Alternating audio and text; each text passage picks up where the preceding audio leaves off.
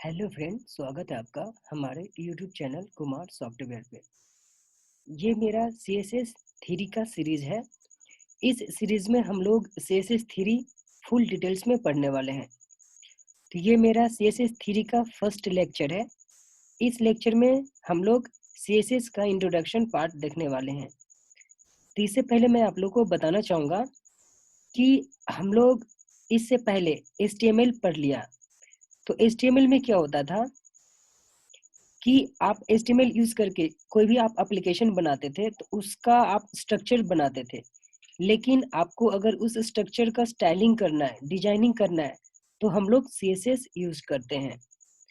तो ये आपको पॉइंट ध्यान में रखनी है कि CSS आप HTML के अंदर में ही यूज कर सकते हो। क्लियर है? कहने का मतलब कि अगर आपको CSS यूज करनी है तो उससे पहले आपको HTML आना चाहिए, क्योंकि हम HTML के थ्रू स्ट्रक्चर तो बना लेते हैं लेकिन उसका जब स्टाइलिंग करनी होती है तो हम CSS से करते हैं।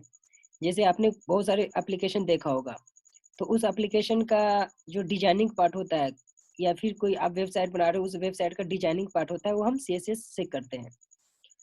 तो आइए देखते हैं CSS क्या होता है। इसको हम थोड़ा अच्छे से डिटेल्स में देख लेते हैं, इसका इंट्रोडक्शन पार्ट। ये मेरा CSS का फर्स्ट लेक्चर है। तो CSS का स्टैंड फॉर्म होता है कैस्केडिंग स्टाइल शीट। हम लोग CSS का लेटेस्ट वर्जन 3 पढ़ने जा रहे हैं और इसमें आपका बहुत सारे न्यू फीचर्स आ चुके हैं। ठीक है, तो आपको ये पॉइंट ध्यान में रखनी है कि आप CSS HTML के अंदर में अप्लाई करोगे तो इसके लिए आपको सबसे पहले HTML आना जरूरी है। तो आप HTML का मैंने वीडियो बना दिया है, आप वहां से HTML अच्छे से पढ़ सकते हो, फुल डिटेल्स में बता दिया है। क्योंकि हम CSS के थ्रू स्टाइलिंग शीट बनाते हैं। ठीक है, मतलब स्टाइलिंग करते हैं और डिजाइनिंग करते हैं। अब अब ये हम लोग जानने की कोशिश करेंगे कि हम लोग CSS क्यों पढ़ने जा रहे हैं। क्लियर है?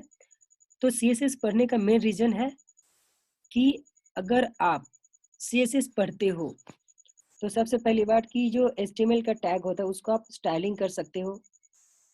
पहला रीजन है CSS पढ़ने का कि अगर आपको CSS आती है तो ही आप HTML टैग के स्टाइलिंग कर सकते हो। दूसरा, जो कि आपका CSS थ्री में न्यू फीचर्स आया है कि आप रिस्पॉन्सिव वेबसाइट बना सकते हो। अगर आपको CSS थ्री आता है तो आप रिस्पॉन्सिव वेबसाइट बना सकते हो। यहाँ पर रिस्पॉन्सिव वेबसाइट का मीनिंग क्या होता है? मान के चलो कि आपने कोई एप्लीकेशन डेस्कटॉप पे बनाया, तो आपको पता है कि डेस्कटॉप का साइज बड़ा होता है, बट उसी एप्लीकेशन को आप मोबाइल में चलाना चाहते हो या फिर टैबलेट टैबलेट में चलाना चाहते हो। ठीक है, तो मोबाइल का जो साइज होता है वो तो बहुत छोटा होता है।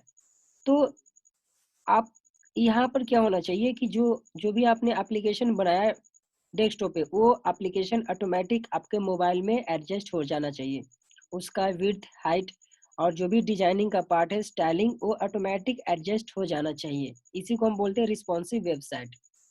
रिस्पॉन्सिव वेबसाइट का मीन्स क्या हुआ कि अगर मान लो कि इतना बड़ा दिख रहा है, ये तो अब लैपटॉप पे आपने बनाया, लेकिन इसको जब मैं मोबाइल के साइज में करूंगा, छोटा करूंगा, तो भी मेरा कोई भी कंपोनेंट मिस नहीं होनी चाहिए और इसका स्टाइलिंग भी मिस नहीं होनी चाहिए। तो इसी को बोलते हैं रिस्पॉन्सिव वेबसाइट। तो ये आपका फीचर्स CSS थ्री में आ चुका है। नेक्स्ट आपका है कि आप एनिमेशन बना सकते हो। अगर आपका कोई वेब पेजेस है, उसका आप एनिमेशन बना सकते हो। एनिमेशन का मीनिंग सबको पता होता है। जैसे हमने बचपन में शक्तिमान देखा था, जो वहां पर शक्तिमान जो फ्लाई करता है, उड़ता है, वो आपका एनिमेशन था।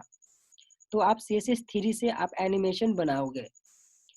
फिर नेक्स्ट है कि आप 2D 3D ट्रांसफॉर्मेशन HTML का कर सकते हो। इसका मीनिंग क्या हुआ कि मान के चलो कि आप HTML के अंदर में जो आप हेड लिखते हो, पैराग्राफ लिखते हो, उसको आप रोटेट कर सकते हो। उसको 2D, टू डायमेंशनल और 3 डायमेंशनल में रोटेट कर सकते हो।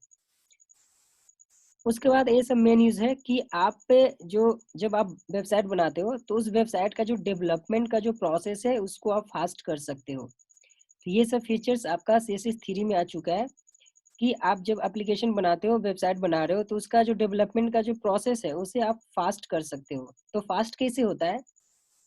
मान के चलो कि आपने यहाँ पे 3 पेजेस बनाया। मान लो कि मैंने ए पेज, बी पेज और सी पेज, 3 पेजेस बनाया। एक और पेज डी पेज, मैंने 4 पेजेस बनाया। ये 3 पेज में आपका HTML का कोड रहेगा। ए बी सी पेज में आपका HTML का कोड रहेगा और डी पेज में मैंने सिर्फ CSS का कोड लिखा। जो कि इसमें मैंने सिर्फ स्टाइलिंग किया। अब मैं चाहता हूँ कि ए, बी, सी का जो भी आपने एचटीएमएल का कोड लिखा था, उसको आप स्टाइलिंग करना चाहते हो, तो आप डायरेक्ट यहाँ से इस पेज को एक्सेस करके स्टाइलिंग कर सकते हो। तो इससे आपका टाइम बचता है। अगर मान के चलो कि आपने इस पेजेस में सीएसएस का कोड नहीं लिखा, तो आपको स्टाइलिंग करने के लिए क्या करना पड़ता कि आपको ए पेज के अंदर में स्टाइलिंग करना पड़ता, फिर बी के अंदर में स्टाइलिंग करना पड़ता, वैसे ही सी के अंदर में स्टाइलिंग करना पड़ता। अगर मान के चलो कि आपको चेंजेस करनी है, तो तीनों में चेंजेस करना पड़ता। क्लियर है?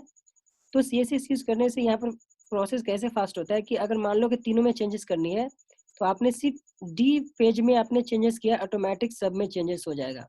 ये इससे आपका जो प्रोसेस का है, डेवलपमेंट का जो प्रोसेस है, फास्ट हो जाता है। अब ये हम लोग जानने की कोशिश करते हैं कि अगर आपको सीएसएस पढ़नी है, तो इसके लिए सॉफ्टवेयर क्या-क्या रिक्वायरमेंट होनी चाहिए। तो सबसे पहली बात कि आपको सीएसएस एडिटर होनी चाहिए आपके पास, उसके बाद ब्राउज़र होनी चाहिए।